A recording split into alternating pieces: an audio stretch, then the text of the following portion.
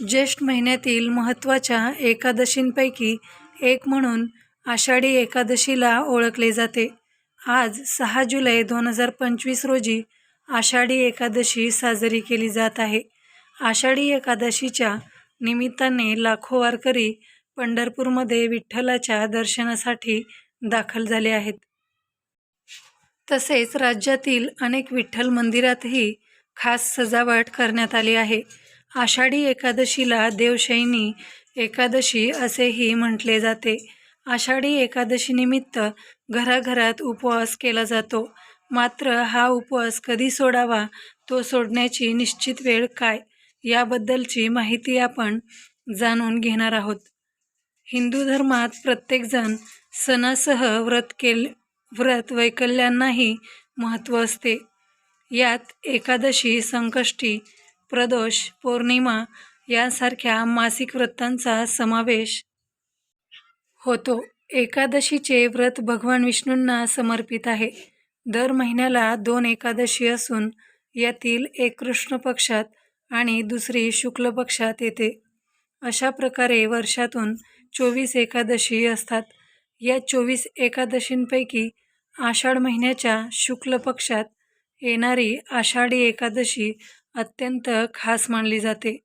या एकादशीची करोडो वारकरी दरवर्षी वाट पाहत असतात. एकादशीचे व्रत केल्याने व्यक्तीला पापांपासून मुक्ती मिळते आणि पुण्य प्राप्त होते, असे म्हटले जाते. आषाढी एकादशीचा उपवास कधी सोडावा? रविवारी 6 जुलैला आषाढी एकादशीचे व्रत केल्यानं तर प्रथेप्रमाणे दुसऱ्या दिवशी व्रत सोडले जाते. यंदाच्या आषाढी एकादशीच्या व्रताचे पारण म्हणजे उपवास हा सोमवारी 7 जुलै रोजी सोडावा.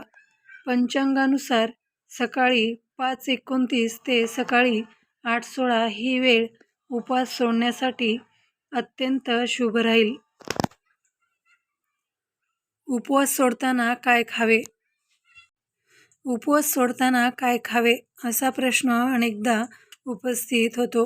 एकादशीचा उपवास दुसऱ्या दिवशी सकाळी तुम्ही फळे किंवा फ्रूट ज्यूस घेऊ शकता. केळी, संत्री या फळांचे सेवन करा. तसेच रात्री पाण्यात भिजवलेले ड्रायफ्रूट्स सकाळी खाणे फायदेशीर ठरते.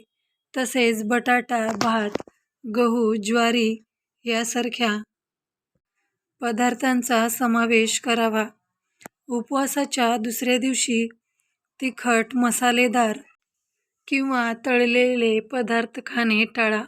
यामुळे पोटावर जास्त ताण येतो आणि त्याचा पचनावर परिणाम होऊ शकतो. यामुळे हलका आहार घ्या. आहारात रव्याचा उपमा, शिरा, तांदळाची खीर, सूप, भात पदार्थ खाऊ शकता. एकादशीचा उपवास सोडताना जेवणात गोड पदार्थ बनवा. तांदळाची किंवा शेवयाची खीर, शिरा असे पदार्थ बनवा. खिरीमध्ये प्रथिने आणि कर्बोदके भरपूर प्रमाणात असतात. उपवास सोडताना खीर खाल्ल्याने अशक्तपणा येत नाही, पण खीर बनवताना साखरेचा वापर कमी प्रमाणात करा. त्याऐवजी गूळ वापरा, तो आरोग्यासाठी अधिक चांगला ठरतो. मित्रांनो, व्हिडिओ आवडला असेल तर व्हिडिओला लाईक करा, शेअर करा आणि सबस्क्राईब करायला विसरू नका. धन्यवाद.